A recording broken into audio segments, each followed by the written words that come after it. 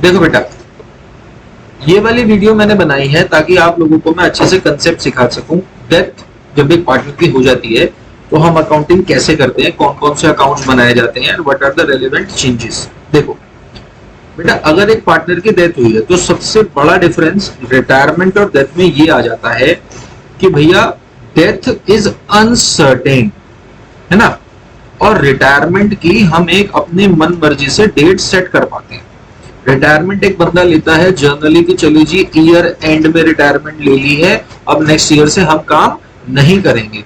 But काश ऐसा death के केस में भी होता कि हम खुद सोच पाते कि हमने डेथ अपनी कब लेनी है। ऐसा नहीं हो पाता ना। तो अनसर्टेनिटी यहाँ पर ये आ जाती है कि मान लीजिए किसी पार्टनर की डेथ हो गई 30 जून को या 30 सितंबर को, तो यहां पर हमारे पास कुछ मंथ्स की कैलकुलेशन निकल कर आती है। मंथ्स की कैलकुलेशन किस चीज के लिए? फॉर प्रॉफिट डिस्ट्रीब्यूशन, पहली बात, और दूसरी for calculation of interest on capital, for calculation of interest on capital. ये कुछ कैलकुलेशंस हैं जो हमें करनी पड़ती हैं डेथ में अलग से। रिटायरमेंट में भी हम ऐसा डील करते थे, मगर यहां पर ये मंथ्स हमें कैलकुलेट करने पड़ते हैं।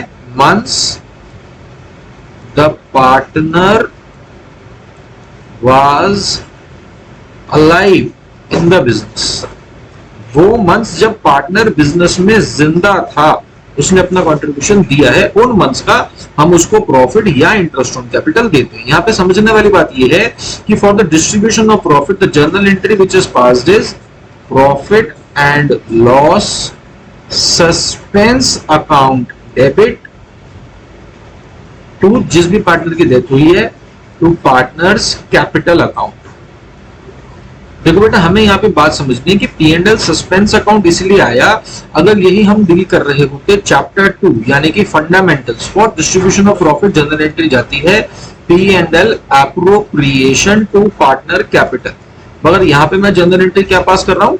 P&L suspense account debit to partner capital. तो बेसिक रीजन क्या है कि P&L सस्पेंस अकाउंट जो है वो हम, P&L एप्रोप्रिएशन अकाउंट जो है वो हम ईयर एंड पे बनाते हैं, और यहां पर ईयर एंड नहीं हुआ, बीच में एकदम से हम उसको प्रॉफिट की डिस्ट्रीब्यूशन कर रहे हैं, तो it is done with the help of suspense account. पता नहीं है ईयर एंड करते करते टोटलिटी में प्रॉफिट बचेगा भी या नहीं बचेगा, मतलब काफी सारी चीजें होती है, तो इसलिए हम यहाँ पर एंट्री करते हैं P&L suspense account debit to partner capital. ठीक है, एक फर्क तो बेटा डेथ के अंदर, एक तो ये कंसेप्ट निकल करता है, डेथ में हमें और क्या क्या अकाउंट बनाने होते हैं वो कंसेप्ट बेटा जरा समझ लेते हैं। देखो, डेथ में हमें एक बनाना होता है revaluation account. Revaluation account is always prepared except for dissolution.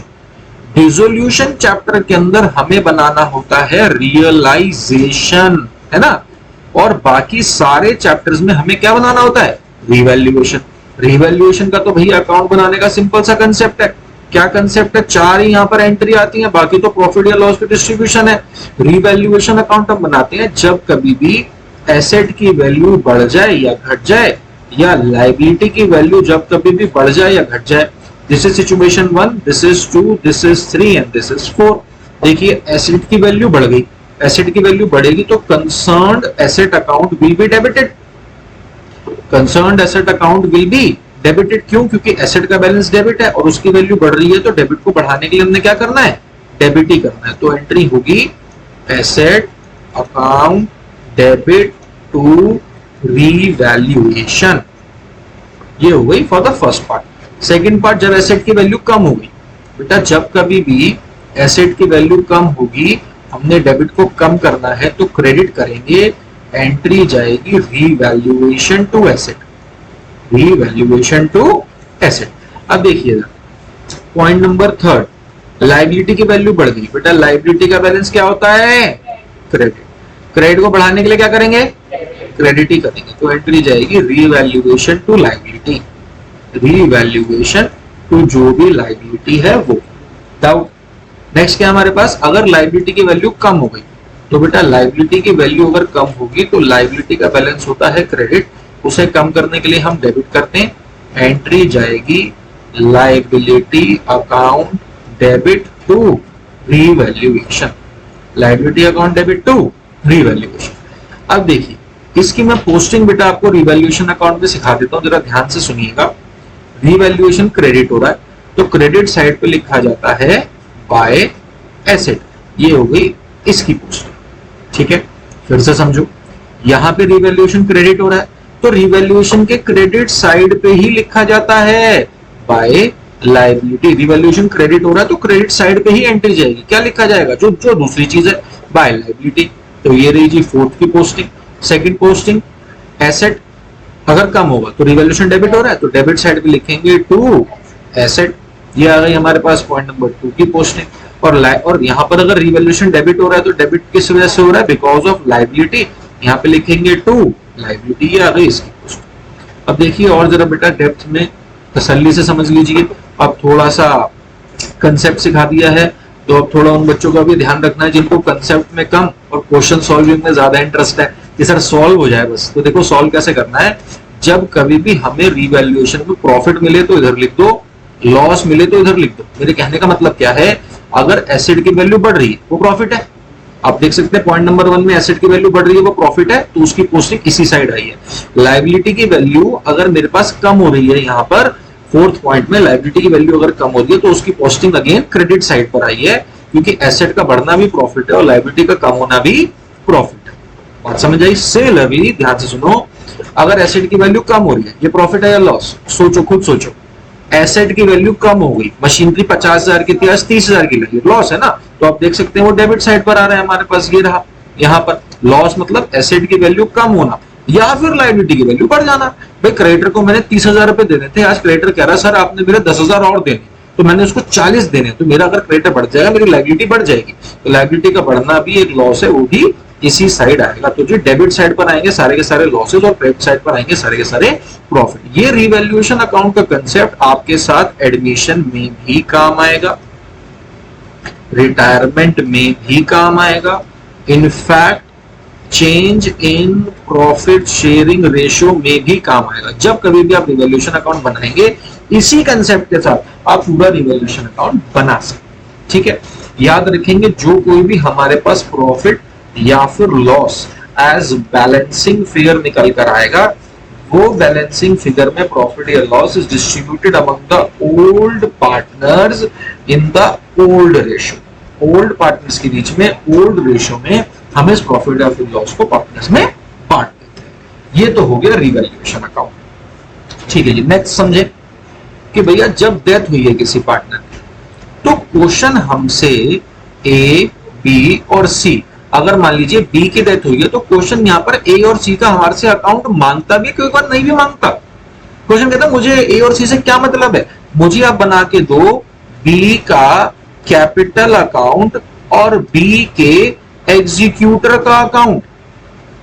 आप समझ रहे हो, क्वेश्चन कहता है कि भैया मुझे बी का अकाउंट बना के दो ना, कि बी को, बी की डेथ हुई है ना, we are concern about B, ये बी को मैंने कितने पैसे देने हैं, या फिर उसके एग्जीक्यूटर के साथ हमने पेमेंट कैसे करने के बारे में प्लान आउट कर। देखो बेटा, बी का कैपिटल अकाउंट या बी का एग्जीक्यूटर अकाउंट कैसे बनता है मैं आपको थोड़ा सा एक्सप्लेन करता हूं। देखिए, बी की कैपिटल हमारे लिए एसेट या लायबिलिटी, लायबिलिटी का बैलेंस, लायबिलिटी का बैलेंस।